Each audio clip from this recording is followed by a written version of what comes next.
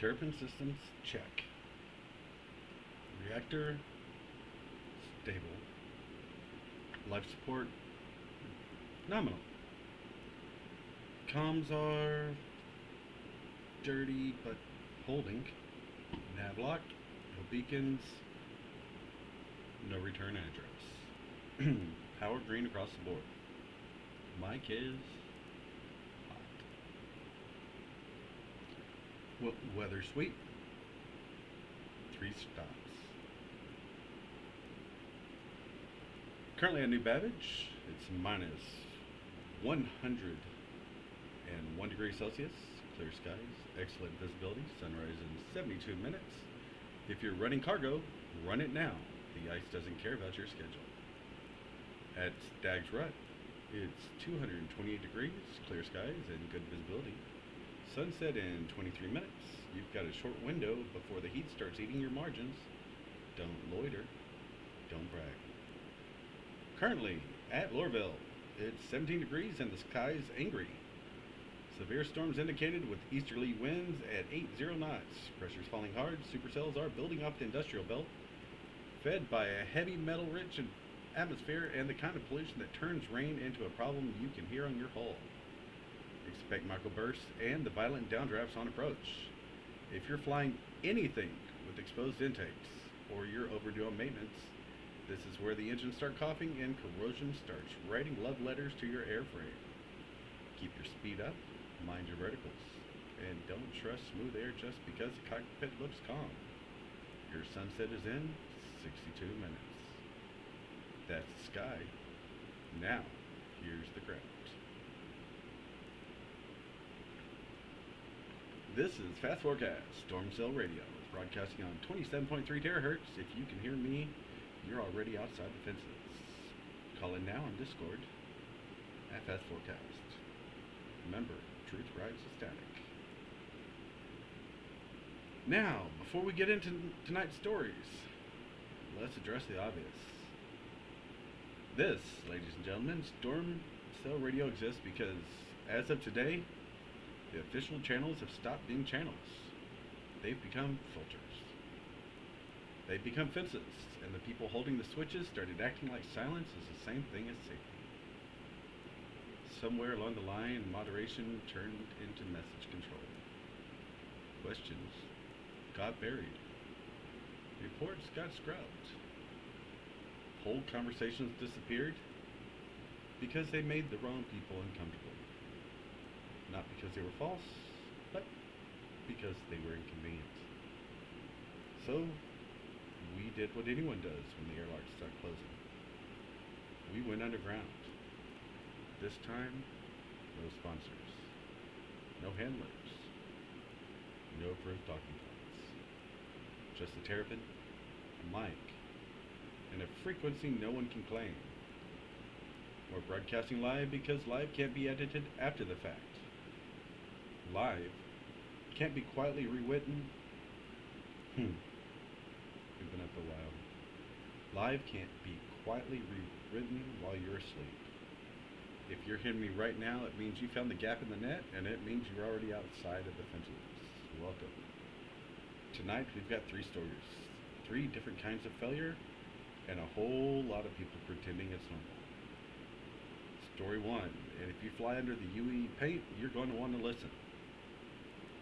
Multiple sources tied to procurement and yardside QA are reporting an ugly problem in the newest line of Idris hulls. Faulty armor plate batches linked to high sulfur content in the steel. Here's what that means without engineering poetry. Sulfur can make steel more brittle. It can push it toward cracking under stress and turn armor into something that looks impressive right until it's asked to do the job you paid it for. And the allegation that matters most is this. Early warning signs were documented, flagged, and then smoothed over under paperwork titled Acceptable Variants, Supply Constraints, and Within Tolerance.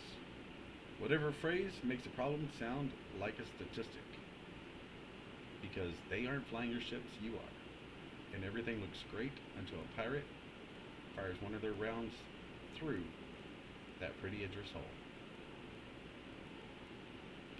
If you're a captain running one of these holes, you don't need a speech about duty. You need lot numbers. You need inspection standards. You need an answer to one question. Who signed off on brittle plate being installed on a ship that's supposed to carry people through hell? Our take? When an empire starts cutting corners on the plates that keep you alive, the war doesn't have to kill you, the supply chain will.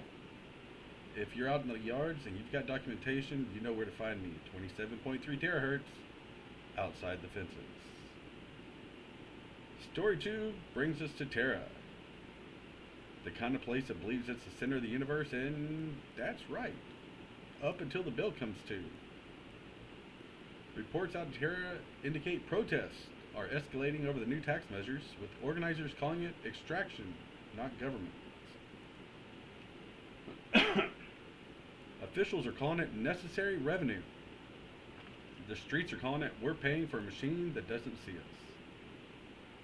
This always starts the same way. A levy, a temporary measure, a promise that it'll fund safety, services, stability. Then the money flows upward and costs flow downward. And the public is told to be grateful for the privilege of being managed. Now the crowds are surging across multiple districts, and the language is shifting from tax policy to public order. And that shift matters, because once the story becomes order, the people asking the questions get labeled as threats. Our take: a government can survive anger. What it can't survive is the moment people decide the law is just a receipt for services rendered, or never rendered. If you're on Terra and you're watching this unfold from street level, keep your head on a swivel. Document everything. Don't trust the official timeline. Timelines can be manufactured, and footage is harder to argue with. Now, we're going to take it to Lorville, where the air tries to kill you, even when the weather isn't involved. Lorville labor disputes is heating up again. Workers are pushing back over conditions, pay, and safety protocols that look good on a poster and fall apart on the floor. Management is talking about productivity and market realities. We really got to work less on the terrapin and more on sleep. Labor is talking about injuries, exposure, and people being treated like replaceable parts. You know, the usual script. But here's what makes Lorville different. The environment is already hostile. Now add storms, supercells, downdrafts, microbursts, a metal-rich environment that doesn't just dirty your ship, it chews on it. Engines ingest it. Coatings lose the fight. Anything that should last a year starts to look tired in a week. If you're running freight, expect delays and violent approaches. If you're working outside, expect misery. And if you're a suit calling this a temporary turbulence, you probably should try standing on the pad when the downdraft hits and the rain starts tasting like pennies. Quick take, Lorville doesn't just manufacture products, it manufactures leverage. And right now, labor's trying to take some of it back. If you're Lorville side and you've got the real story, not the press release, go ahead and send it. Let's take a quick break and let the static breathe.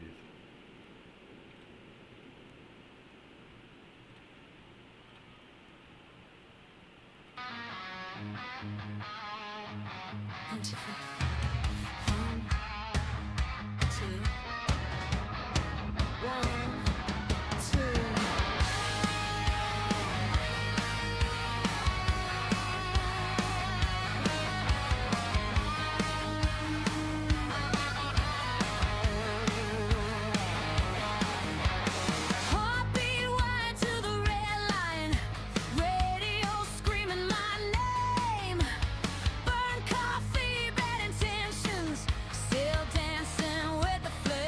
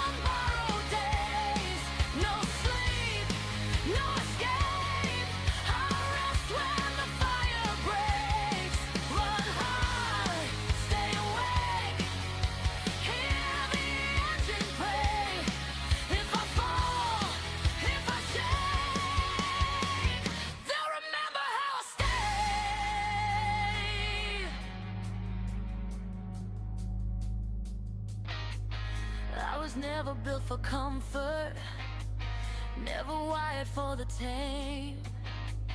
If I'm going down in history, it won't be quiet or safe.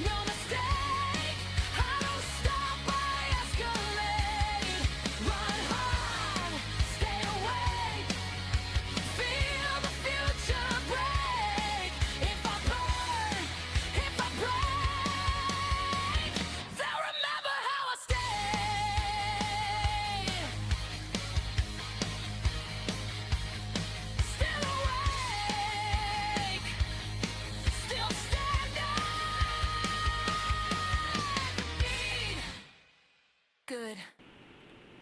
And, ladies and gentlemen, we are back.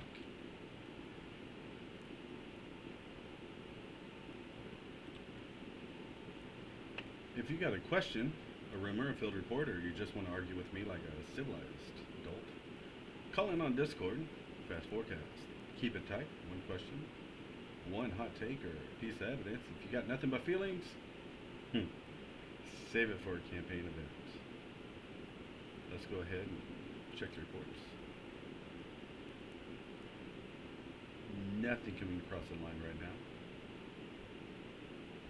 That's fine. It's our first run. Before I burn the channel though, one more reminder. Lorville approaches are not a game tonight. Supercells and microbursts will put you in the dirt if you come in lazy. Treat the air like it's trying to kill you because, well, it is. New Babbage stays clear and lethal cold. Stag's Rut stays hot and unforgiving. Pick your wrist, don't pretend you can outfly physics. This is Fast Forecast, Stormcell Radio, broadcasting on 27.3 terahertz. If you can hear me, you're already outside the fences. Remember, call in on Discord at Fast Forecast. Truth rides the standard. Stormcell out.